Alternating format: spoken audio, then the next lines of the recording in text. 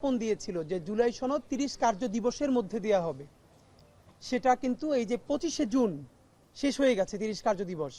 আমরা অত্যন্ত মানে আফসোস নিয়ে বলছি যে আপনারা জানেন যে রাষ্ট্রের বিভিন্ন মেকানিজমের কারণে এটা দেরি হতে পারে, দে ক্যান টেক টাইম, ১৫ দিন ২০ দিন।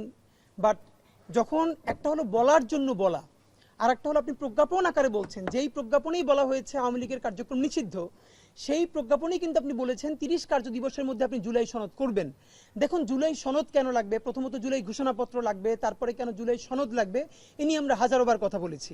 শুধু আজকে সাংবাদিক বন্ধুদের কল্যাণে অন্যদেরকে আবারও মনে করিয়ে দেই যে ৯০-এ যে একটা গণ অভ্যুত্থান হয়েছিল, সেটার কোনো আইনি কাঠামো বা বাইন্ডিং না থাকার কারণে সেই দলের স্বাক্ষরকৃত কিন্তু সবাই সেখান থেকে সরে এসেছে। অথচ সবাই মিলে কিন্তু একটা রূপরেখা তৈরি করেছিল নতুন বাংলাদেশে ৯০-এর পরে, এবং সেখানে শুধু তারা একটা জিনিসকে বাস্তবায়ন করেছে, সেটা হলো প্রেসিডেন্সিয়াল সিস্টেম থেকে পরবর্তীতে যে আপনার সংসদীয় ব্যবস্থা, সেই সংসদীয় ব্যবস্থায় তারা ফিরেছে।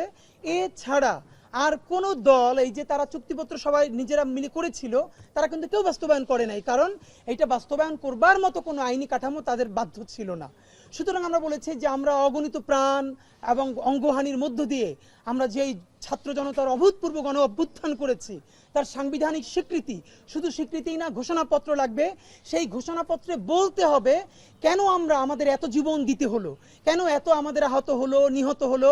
এই ১৫ বছর ১৭ বছর যে লড়াই, গুম খুন হত্যা নির্যাতন, এই সবগুলোর একটা ধারাবাহিক বর্ণনার মধ্যে দিয়ে বলতে হবে আমরা বাংলাদেশের জনগণ এভাবে প্রাণ দিতে বাধ্য হয়েছি। সেই ঐতিহাসিক বর্ণনাটাই হবে আমাদের ঘোষণাপত্র। সেই ঘোষণাপত্রকে আপনি যখন একটি ফ্রেমের মধ্য দিয়ে, সাংবিধানিক কাঠামোর মধ্য দিয়ে নিয়ে যাবেন, সেটা হয়ে যাবে আমাদের জুলাই সনদ, যেখানে বলা থাকবে এই জন আকাঙ্ক্ষার প্রেক্ষিতে এখন নতুন বাংলাদেশ কোন কাঠামোর মধ্যে চলবে। আমরা স্পষ্ট বলেছি সেই জুলাই সনদে আপনারা যে ঐক্যমত্য কমিশন করেছেন, সেখান থেকে যেই ঐক্যমত্য আসতে পারবেন, যদি চূড়ান্ত কোনো ভালো ঐক্যমত্য হয় ভেরি গুড, তাহলে সেটাকেই জুলাই সনদের মধ্যে আপনারা সামারি আকারে দিবেন। যদি আপনি কোনোভাবে না পারেন যে রাজনৈতিক দলগুলো একমত হচ্ছে না, সে অতটুকুন শুধুই ঐক্য পোষণ করছে যেটুকুনি তার ক্ষমতা সুসংহত হয়, তারা জনগণের কথা চিন্তা করছে না, শহীদের কথা চিন্তা করছে না। আমরা হাজারবার বলেছি, আবারও বলছি, লেটস গো ফর আ গণভোট। আপনি গণভোট দেন, আপনি বলেন যে এই সরকার রাষ্ট্রীয় পর্যায়ে এই সংস্কারগুলো করতে চায়, যে এইভাবে হবে না, একজন ১০ বছরের বেশি প্রধানমন্ত্রী থাকবেন না, অথবা আমরা আর একটা এভাবে সাংবিধানিক কাউন্সিল করতে চাই যেখানে একমাত্র নির্বাহী বিভাগ বা প্রধানমন্ত্রী সকল কিছু তিনি ডিসিশন নেবেন না, ক্ষমতার একটা চেকস অ্যান্ড ব্যালেন্স করতে চাই, রাষ্ট্রপতিকে আমরা সরাসরি জনতার ভোটের মাধ্যমে নির্বাচন করতে চাই, ক্ষমতার বিকেন্দ্রীকরণের জন্য প্রধানমন্ত্রীর কিছু ক্ষমতা আমরা রাষ্ট্রপতির হাতে দিতে চাই, যাতে চাইলেই একজনে ফ্যাসিস্ট কাঠামো আবার তৈরি করতে না পারে। ঠিক আছে, আপনি একদম লিস্ট আকারে দিয়ে তারপরে আপনি গণভোট দেন যে এই ব্যাপারে আপনারা রাজি কি রাজি না। আইদার আপনি পলিটিক্যাল পার্টিসগুলোকে রাজি করান, তারা যদি রাজি না হয় আপনার দায়বদ্ধতা রাজনৈতিক দলের কাছে না। তো আমি আফসোস, আমরা শতবার বলেছি, এই যে প্রধান উপদেষ্টা অথবা জাতীয় ঐক্য মতের যে কমিশনটা হয়েছে, তারা বারবার রাজনৈতিক দলগুলোর সাথে বসছে। এখন বললে তো খুব খারাপ শোনা যাবে, তবুও বলি, যে এই দলের ভোট নাই নিজে সহ ৩০টা, সেও আবার সেখানে বয়কট করে কি অর্থে, অমুক দলকে বেশি দেওয়া হয়েছে। মানে ভাই এগুলো বলতে, আমরা যদিও মানুষকে মাথা গুনে মানুষের মতামতের মূল্যায়ন করতে চাই না, এটা খুবই বাজে কথা, কিন্তু এরপরও এটা কথা না যে গত ১৬-১৭ বছরে আপনারা ন্যারেটিভ নির্মাণ করেছেন, যখনই জনগণ ঘুরে দাঁড়াতে চাচ্ছে এমন ন্যারেটিভ নির্মাণ করেছেন, তার বিপক্ষে দাঁড়িয়েছেন, কোনো না কোনোভাবে ভারতীয় আধিপত্যবাদের পক্ষে থেকেছেন, হাসিনাকে আপনারা হাসিনা বানিয়েছেন, এবং ভোট নাই জনমানুষে ৩০টা, কিন্তু আপনারা মাসে টকশো করেন ৬০টার বেশি। তারা যদি বলে আমরা বয়কট করেছি, তো এরকম তো রাজনৈতিক দলগুলোর ডেকে বাংলাদেশের জনগণের পয়সায় চা নাস্তা খাওয়ানোর তো এত দরকার নাই। ইতিমধ্যে সালাউদ্দিন সাহেব বলেছেন এখানে কাজের চেয়ে নাস্তা হয় বেশি, তো এত নাস্তা তো দরকার নেই। আপনাদের নাস্তা খাওয়া মনে চাইলে বলেন, আমরা ক্রাউড ফান্ডিং করে একটা দিন আপনাদেরকে ভালো খাওয়াই দেই। যদি আপনাদের রাজনৈতিক দলগুলোর সমস্যা যে আমরা ভালো খাই না অনেকদিন, হাসিনা আমাদেরকে খাইতে দেয় না, ওকে একদিন আপনাদের শাহবাগে আয়োজন করি, কত নাস্তা খাইতে পারেন খাওয়াই দেই। কিন্তু উদ্দেশ্য তো নাস্তা না। আমাদের খুবই কমন কথা, এই সরকারের কোনো দায় একমাত্র রাজনৈতিক দলের কাছে না, তার দায় প্রধানত শহীদ পরিবারের কাছে। প্রায় ২০০০ শহীদ পরিবার, আপনি ভাবেন কি নির্লজ্জ একটা ব্যাপার, আপনি কেমন রাষ্ট্র কাঠামো বানাবেন, এই জন্য এখন পর্যন্ত একবার শহীদ পরিবারগুলোর সাথে বসা হয় নাই। আপনি এই যে জুলাই করতে পারলেন, রাজনৈতিক দলগুলো ওখানে গিয়ে বড় বড় কথা বলতে পারছে কার জন্য, এই জুলাইয়ের প্রায় ২০০০ শহীদ, হাজারো অন্ধ পঙ্গু, চিকিৎসা হয় নাই, এখন পর্যন্ত পরিবারে যে প্রতিদিন পত্রিকায় স্টোরি করছে, এই যে গতকালকে ইন্টার পরীক্ষা শুরু হয়েছে, কতজন, আমাকে এক শহীদ পরিবারের মা তিনি টেক্সট করেছেন তার ছেলের রেজিস্ট্রেশন কার্ডটা, যে আজকে তার ছেলে পরীক্ষা দিতে যাইতো। মানে এই উপদেষ্টাদের কারো কি সন্তান হারাইছে এমন যে কালকে ইন্টার পরীক্ষায় জয়েন করার কথা? এই রাষ্ট্র কাঠামোর মধ্যে এই কি হারাইছে? সুতরাং স্পষ্ট কথা, দায় আপনার শুধু রাজনৈতিক দলের কাছে নয়, আপনার প্রধানত দায় 18 কোটি মানুষের কাছে, জুলাই যোদ্ধাদের কাছে। হ্যাঁ, এই জুলাই যোদ্ধাদের মধ্যে রাজনৈতিক দলও আছে, আমরা তাদেরকে তো অস্বীকার করছি না, কিন্তু আপনি শুধু কেন তাদের নিয়ে বসবেন? কেমন রাষ্ট্র বিনির্মাণ করতে চান? প্রধানত বসতে হবে 1500 শহীদ পরিবারের সাথে ডক্টর ইউনূস আপনি বড় কনফারেন্স করেন, তাদেরকে বুঝান যে এই ত্যাগের বিনিময়ে আমরা এই রাষ্ট্র করতে চাই, আপনারা পক্ষে নাকি বিপক্ষে। প্রথম ম্যান্ডেট দিয়েছে ডক্টর ইউনূসকে, ইউনূস বানিয়েছে এই সরকার। যে কারণে বলছে 8ই আগস্ট নতুন বাংলাদেশ এরকম একটা ফালতু দিবসের অবতারণা করতে চাচ্ছে, তাও তো সুযোগ তৈরি করে দিয়েছে এই জুলাইয়ের শহীদেরা। সুতরাং আপনাকে জুলাই সনদ বিনির্মাণে প্রথমত বসতে হবে সকল শহীদ পরিবারের সাথে, দ্বিতীয়ত বসতে হবে অগণিত চিরতরে অন্ধ হয়ে গেছে, পঙ্গু হয়ে গেছে আমার সেই সমস্ত ভাই বোনদের কাছে। এরপরে আপনি রাজনৈতিক দলের কাছেও বসেন। যদি আপনি বসে জুলাইয়ের চূড়ান্ত আকাঙ্ক্ষা মৌলিক কিছু সংস্কার করতে নাই পারেন, আপনি গণভোট দেন, আপনি বলেন এই ক্ষেত্রে আমরা চাই। জনগণ যদি আপনাকে বলে ঠিক আছে সংস্কার করেন, আপনি করবেন। জনগণই যদি আপনাকে বলে না সংস্কার লাগবে না, তাহলে আমরা সেটা চাই না। এখানেও একটা সমস্যা আছে, আপনাকে বলি, বাংলাদেশের জনগণ দুধে দেওয়া ফেরেশতা না। এই জনগণের মধ্যে আমার বাপ মা ভাই বোন সবাই আছে, আপনারা জানেন। এরপরও বলি, গত 15 বছরে কিন্তু স্থানীয় সরকার নির্বাচন হয়েছে অনেক জায়গায়, এবং সেটা মোটামুটি অনেক জায়গায় প্রতিদ্বন্দ্বিতাপূর্ণ হয়েছে, কারণ আওয়ামী লীগের প্রতিদ্বন্দ্বী ছিল। আমি নিজে সাক্ষী, বাংলাদেশের জনগণ কোরআন শরীফের উপর থেকে, জনগণ বলতে সবার কথা বলছি না, একটা শ্রেণী, এবং তারাও কোটি কোটি ভোটার, তারা আগের রাতে মেম্বারের কাছ থেকে, চেয়ারম্যানের কাছ থেকে ভোট বিক্রি করার জন্য টাকা নেয়। এক পরিবারে 5 জন ভোটার থাকলে 3-5-15,000 বা 20,000 বা 25,000 রাত 2টার সময় ডিল করে। তো এখন তো জানে সবাই সবার কাছ থেকে টাকা খাবে, কে কারে ভোট দিবে বুঝবে কেমনে? কত বড় হারামিপনা একটা চিন্তা আমাদের বাংলাদেশের মানুষের মননে মগজে ঢুকছে। আপনি চিন্তা করেন কি করা হয়েছে। কোরআন শরীফের উপরে টাকা রাখা হয় যে তুমি কত হাজার হলে 5টা ভোট দিবা, 20,000। এরপরে গভীর রাতে কোরআন শরীফের উপরে সেই 20,000 টাকা রাখে, তারপরে সেই টাকাটা নেয়। এর মানে এইরকম হারাম বদমাইশি কাজের সাক্ষী রাখে সে কোরআন শরীফ, বাঙালি মুসলমানের মন। কিন্তু কিছু করার নাই। এইটাকেই আমাদেরকে একটা দীর্ঘ লড়াইয়ের মধ্য দিয়ে, কালচারালি দীর্ঘ লড়াইয়ের মধ্য দিয়ে আমাদেরকে সততার দিকে যেতে হবে। ডিজাইন, এলিগেন্স, বিউটি, সেরা পণ্য সবার জন্য জেভিকো। এই জনগণের প্রতি আস্থা রাখতে হবে। সুতরাং আমরা সর্বশেষ বলতে চাই, এই জুলাই সনদ ঘোষণা নিয়ে আপনাকে চূড়ান্ত কথা বলতে হবে। এখন পর্যন্ত রাষ্ট্রের পর্যায়ে কেন কোনো বিবৃতি আসে নাই যে 25%? হ্যাঁ, অনেকে বলেছে ডক্টর ইউনূস সাহেব তো বলেছে। ভাই, ডক্টর ইউনূস সাহেব তো গত 1 বছরে অনেক কথা এরকম বলেছে, এটা তো কোনো অফিসিয়াল স্টেটমেন্ট না। আপনি অফিসিয়ালি বলেছেন 30 কার্য দিবসের মধ্যে দিবেন, পারেন নাই। আপনি আরেকটা অফিসিয়াল স্টেটমেন্ট দেন, আমরা একটু টাইম নিচ্ছি, 15 দিন বা 20 দিন। আপনাদেরকে স্পষ্ট জানিয়ে রাখি, সরকারের এই নিষ্ক্রিয়তা আমরা মানব না। আগামী জুলাইয়ের 1 তারিখ মানে লাস্ট জুলাইয়ের প্রথম দিনে আপনারা ইতিমধ্যে জানেন ইনকিলাব মঞ্চ জুলাই সনদ আদায়ের দাবিতে লাল মার্চ ঘোষণা করা হয়েছে। শাহবাগ জাতীয় জাদুঘরের সামনে থেকে বিকেল 4টায় মানিক মিয়া এভিনিউয়ে, এইখানে ছাত্র জনতা মানিক মিয়া এভিনিউয়ে রওনা করবে জুলাই সনদ আদায়ের দাবিতে। শুধু এটুকুন বলে রাখি, এই ছাত্র জনতা যে আসবে এবং তারা যে মার্চ করা শুরু করবে, তারা কি ওইখানেই প্রোগ্রাম শেষ করবে, নাকি তারা জুলাই সনদ হাতে নিয়ে তারপরে বাড়িতে ফিরবে? প্রয়োজনে সেই পর্যন্ত তারা রাস্তায় অবস্থান করবে, এই সিদ্ধান্ত ইনকিলাব মঞ্চের নয়। সেদিন লাল মার্চে যে সকল জুলাই যোদ্ধারা আসবেন, শহীদ পরিবার আসবেন, ছাত্র জনতা আসবেন, এই যে জুলাই সনদ আদায়ের দাবিতে তারাই সিদ্ধান্ত নেবেন। তারা যদি মনে করেন জুলাই সনদ না হওয়া পর্যন্ত রাজপথে থাকবে, আমরাও তাদের সাথে থাকবো ইনশাআল্লাহ। সুতরাং জুলাই সনদ আমরা বাংলাদেশে, দেখেন অবশ্যই রাজনীতিবিদরা গুরুত্বপূর্ণ, কিন্তু বাংলাদেশ স্বাধীনতার সার্বভৌমত্ব আমাদের কাছে এতটাই বেশি গুরুত্বপূর্ণ যে তার চূড়ান্ত সিদ্ধান্ত কেবলমাত্র রাজনীতিবিদদের হাতেই ছেড়ে দেওয়া যায় না। সুতরাং আমরা জুলাই সনদের জন্য আগামী 1 তারিখ জুলাইয়ের প্রথম দিনে লাল মার্চ যে ঘোষণা করেছি তা হবে, এবং সকলকে অংশগ্রহণ করার জন্য অনুরোধ করছি। এবার আপনাদেরকে 2-1টা কথা বলে রাখি। দ্বিতীয় পর্যায়ে সরকার ইতিমধ্যে একটা জুলাই ক্যালেন্ডার ঘোষণা করেছে।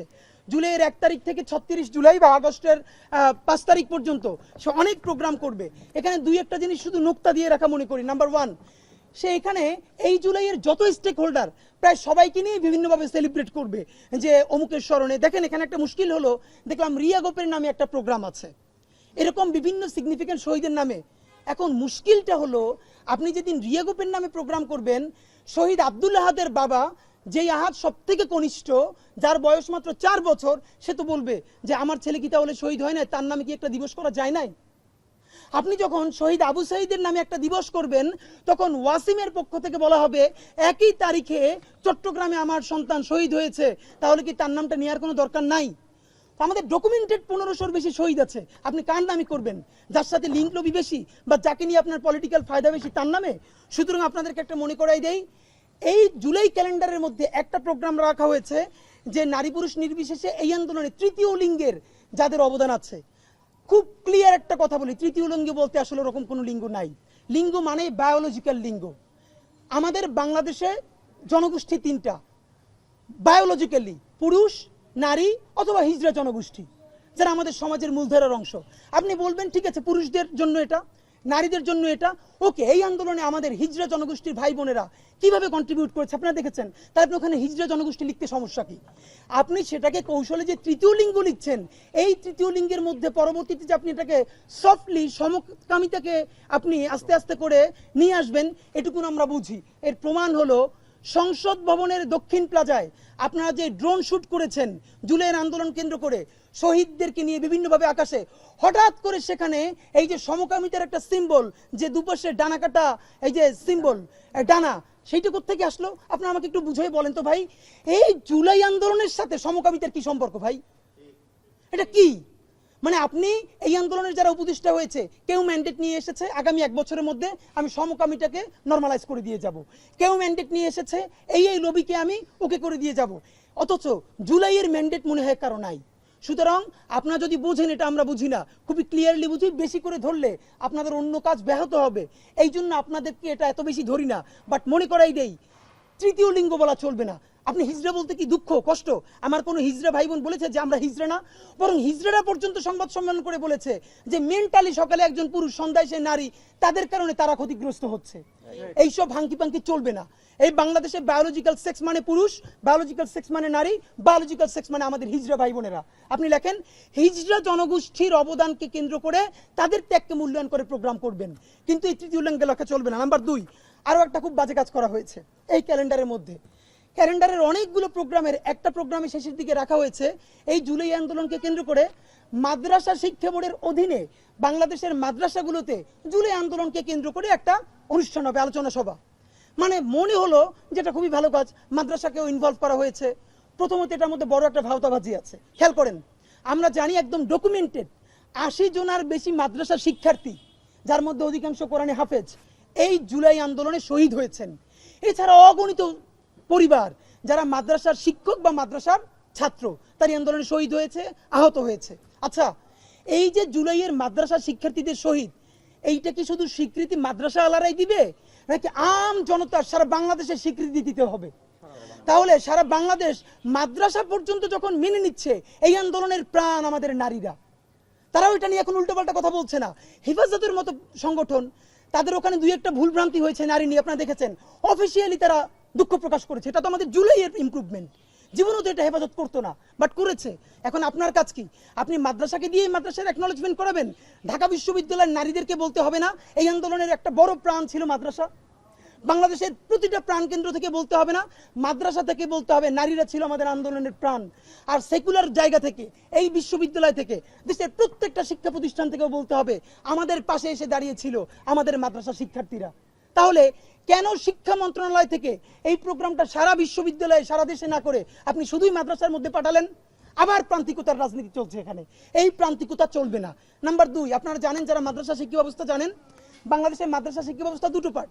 একটা হলো এই যে মাদ্রাসা শিক্ষা বোর্ডের অধীনে যারা এমপিওভুক্ত হাজার হাজার মাদ্রাসা, কিন্তু এর বাইরে হাজার হাজার মাদ্রাসা, যেটাকে আমরা বলি কওমি মাদ্রাসা, যারা কোনোভাবে সরকারের এমপিওভুক্তির মধ্যেও নাই, সরকারের কাঠামোর মধ্যেও নাই।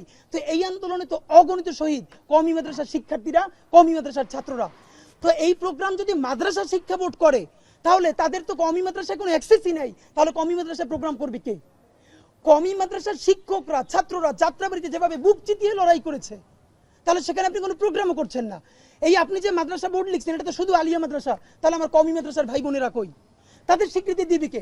সুতরাং এই প্রোগ্রামকে শুধু মাদ্রাসা বোর্ডের অধীনে করলে চলবে না, এই প্রোগ্রামকে শিক্ষা মন্ত্রণালয়ের অধীনে করে দেশের প্রত্যেকটা শিক্ষা প্রতিষ্ঠানে করতে হবে। এবার আমরা আপনাদের কাছে যে মূল কথাটা বলবো করে দিবস নিয়ে প্রতিবাদ। ভাইরা, আমরা স্পষ্ট বলেছি, জুলাই নিয়ে মুক্তিযুদ্ধের মতো আর একটা চেতনা আমরা হতে দিব না, মানে না। মুক্তিযুদ্ধের নামে কি করা হয়েছে? মুক্তিযুদ্ধ যেটা আমাদের অসাধারণ ঐতিহাসিক রাজনৈতিক অর্জন, সেটা ভারত এবং আওয়ামী লীগ মিলে কুক্ষিগত করে এটাকে এমনভাবে চেতনা বাণিজ্য করেছে যে যে কোনো মানুষকে, এখন আবার একটা নতুন টার্ম এসেছে দেখেন, মব।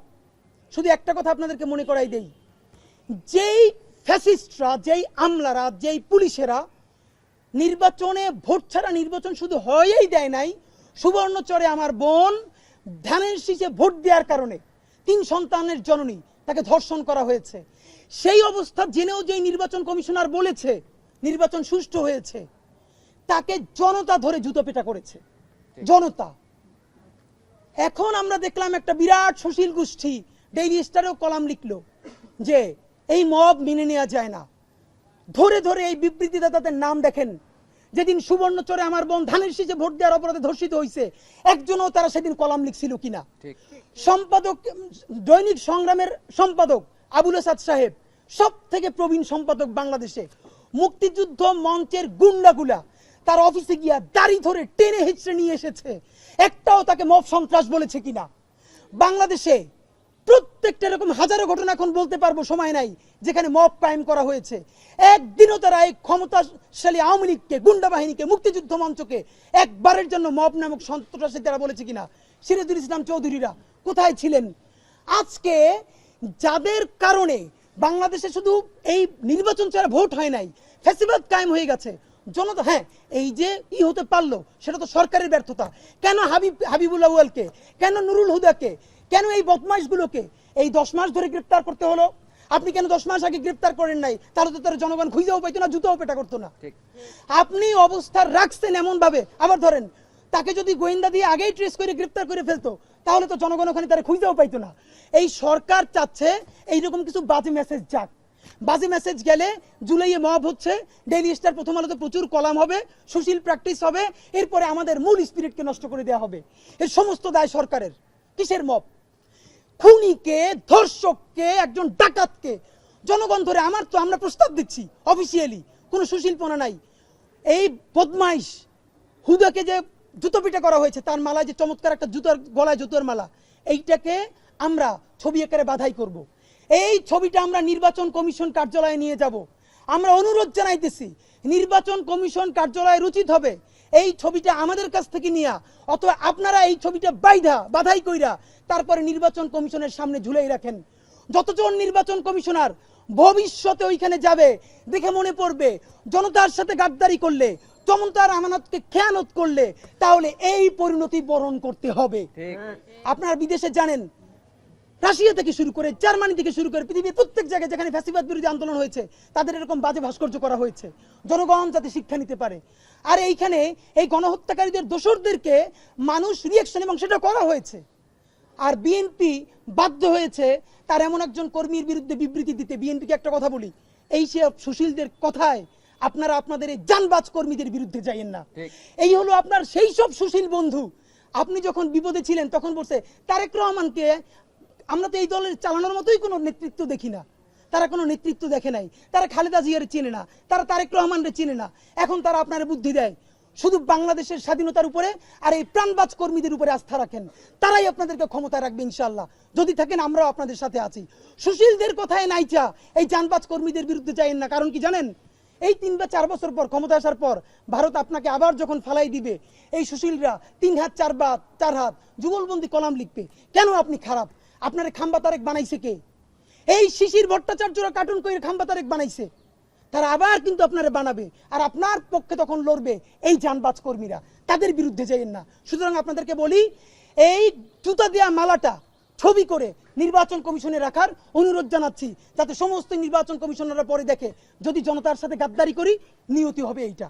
বন্ধুরা আমার, 16 জুলাই শহীদ আবু সাঈদ দিবস ঘোষণা করা হয়েছে। শহীদ আবু সাঈদের বাড়িতে আমরা গেছি, কবর জিয়ারত করছি। তার মা আমাদের মাথায় হাত রেখে দোয়া করেছেন। হয়তো তার পরিবার শুনলে কষ্ট পাবেন, এরপরেও বলি, শহীদ আবু সাঈদের ভাইয়ের একার নামে এই দিবসটা করা উচিত হবে না। প্রথমত দেখেন, 16 জুলাই যেদিন আমাদের ভাই, তিনি হলেন আমাদের এই পুরো জুলাই গণ অভ্যুত্থানের আইকন। বুক চিতিয়ে লড়াই করেছেন, তার এরকম প্রসারিত হাত দেখে আমরা সবাই নেমে এসেছি। অবশ্যই আমরা সম্মান করব, কিন্তু এই দিবসটা শুধুই শহীদ আবু সাঈদ ভাইয়ের নামে হলে হবে কি? এই দিনে অন্তত আরো 6 জন শহীদ হয়েছেন, পত্রিকা ডকুমেন্টেড আছে, শহীদ ওয়াসিম থেকে শুরু করে আরো অনেকে। দেখেন তার পরিবারগুলো কিন্তু মনে কষ্ট পাবে।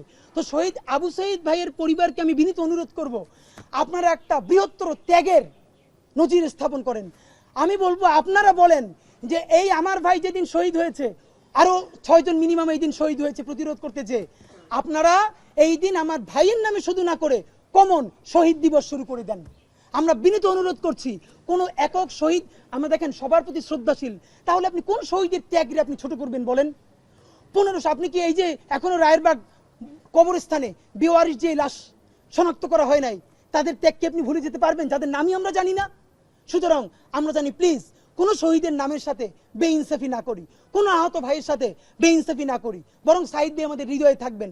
16ই জুলাইকে শহীদ আবু সাঈদ দিবস এইটা থেকে পরিবর্তন করে শুধুই শহীদ দিবস অথবা জুলাই শহীদ দিবস এই নামে করবার প্রস্তাব করছি, যাতে করে বাংলাদেশের প্রত্যেকটা শহীদ পরিবার মনে করে এই দিন থেকে শহীদ হওয়া শুরু হয়েছে, প্রতিরোধ শুরু হয়েছে। নাম্বার 2, আপনারা জানেন এইভাবে যদি দিবস ঘোষণা হইতে থাকে তাহলে তো প্রাইভেট বিশ্ববিদ্যালয়ের বলাই উচিত 18 জুলাইকে কেন প্রাইভেট বিশ্ববিদ্যালয় দিবস ঘোষণা করা হবে না? ঢাকা বিশ্ববিদ্যালয় তো মরে গিয়েছিল, এই আন্দোলনটা নাই হয়ে গিয়েছিল।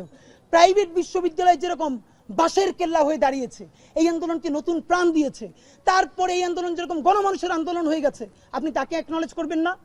নর্থ সাউথে যখন তুমুল আক্রমণ হয়, শত শত রিক্সাওয়ালা চতুর্দিকে রিক্সা দিয়ে ব্যারিকেড দিয়ে ট্রিপ না দিয়ে তারপরে স্লোগান দিয়েছে। শত শত রিক্সাওয়ালা এই আন্দোলনে শুধু রিক্সা নিয়ে নেমেছে ট্রিপ দেওয়ার জন্য না, আহত ভাইদেরকে হসপিটালে নিয়ে যাওয়ার জন্য। তাহলে রিক্সাওয়ালাদের অবদানকে আপনি একটা দিন দিবেন না? সিএনজি ওয়ালাদেরকে দিবেন না? দোকানি ভাইদেরকে দিবেন না? তাহলে 36টা জুলাইয়ের 36 দিনই আপনাকে ঘোষণা করতে হবে। তাহলে হবে কি, আর একটা মুক্তিযুদ্ধের মতো চেতনা ব্যবসা শুরু হবে, চাটাচাটি শুরু হবে, এই দিবসকে কেন্দ্র করে চাঁদাবাজি শুরু হবে। এই দিবস পালন করা লাগবে, মিষ্টি খাইতে টাকা দেন, তাবু করতে টাকা দেন, ঠিক আগের মুক্তিযুদ্ধ। ভাই মুক্তিযুদ্ধের চেতনা কোট আন কোট এইটার বিরুদ্ধেই তো জুলাই হয়েছে। সুতরাং আমরা এরকম কোনো ধান্দাবাজি ব্যবসা করতে দিব না, কোনো দিবসের দরকার নাই। আপনি শত শত প্রোগ্রাম রাখেন, আপনার নাটক কই, সিনেমা কই, একাডেমিয়াতে বইতে আপনার সেই গল্প কই? দিবস হবে একটা, ঐতিহাসিক 36শে জুলাই তথা 5ই আগস্ট। আমরা বলেছি সেটা আমাদের জাতীয় মুক্তি দিবস করেন, অথবা দ্বিতীয় স্বাধীনতা দিবস করেন। সেকেন্ড রিপাবলিক, অনেকে বলে দ্বিতীয় স্বাধীনতা হয় না, ফ্রান্সে এখন 5th রিপাবলিক চলতেছে। পৃথিবীর অনেক দেশে আছে তারা second Republic, third Republic, 5th Republic ঘোষণা করছে, যে আগেরটাকে আঁকড়ে ধরতে হবে।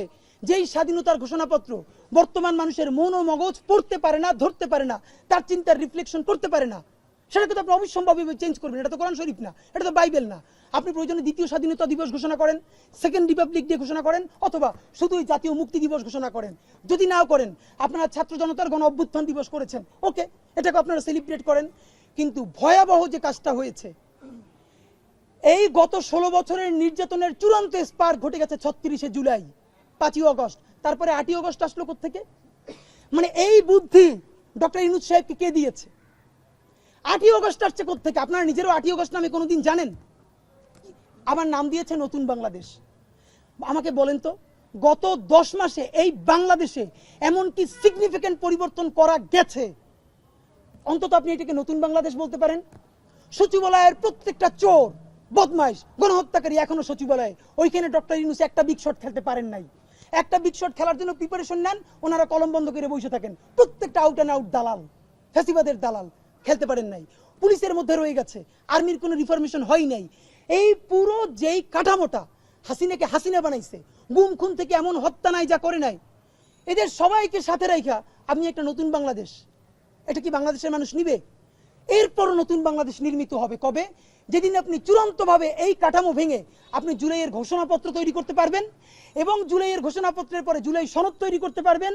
সেই জুলাই সনদকে যেদিন রাষ্ট্রীয় স্বীকৃতি দিয়ে সংবিধানে অন্তর্ভুক্ত করা হবে, সেই দিনকে আমরা প্রয়োজনে সেকেন্ড রিপাবলিক ডে অথবা নতুন বাংলাদেশ বলা শুরু করব। কেন? যে এই দিন থেকে আমূল রাষ্ট্র কাঠামো পরিবর্তিত হয়েছে। এর আগে 8ই আগস্টকে যারা ছাত্র কি বলেছে নতুন বাংলাদেশ দিবস, আপনাদেরকে একটা কথা বলে রাখি, আমরা বেঁচে থাকতে আপনি এই যে নতুন বাংলাদেশ দিবস, এটা 8ই আগস্ট আপনি করতে পারবেন না। আমরা বরং আজকে ডাক দিচ্ছি, যদি সরকার অনড় থাকে 8ই আগস্টের নতুন বাংলাদেশ দিবস করবে, তাহলে সেদিন বাংলাদেশের সারা বাংলাদেশ মিলে বিপ্লব বিহাত দিবস পালন করবে। আমরা সেদিন বিপ্লব বিহাত দিবস পালন করব। সেই বিপ্লব বিহাত দিবসে কোন কোন কুশীলবরা আমাদের বিপ্লবকে ছিনতাই করেছে। আপনাদের মনে থাকবার কথা, আমরা বিপ্লবী সরকার করতে পারতাম। কে কে কোন কোন উপদেষ্টা কোন কোন এজেন্সির মাধ্যমে আমাদেরকে শাহবাগ থেকে শহীদ মিনার থেকে ডেকে নিয়ে বঙ্গভবনে আমাদেরকে শপথ পড়াইলো। কে কে এই ফ্যাসিবাদী রাষ্ট্রপতি চুপ্পুর অধীনেই আমাদেরকে নতুন সরকারের শপথ পড়াইলো। এদেরকে তো আমরা এক্সপোজ করতে হবে। বরং যেই জুলাই আমরা করতে পারতাম, সেই জুলাই চূড়ান্তভাবে বেহাত হয়েছে আমাদের 8ই অগস্ট।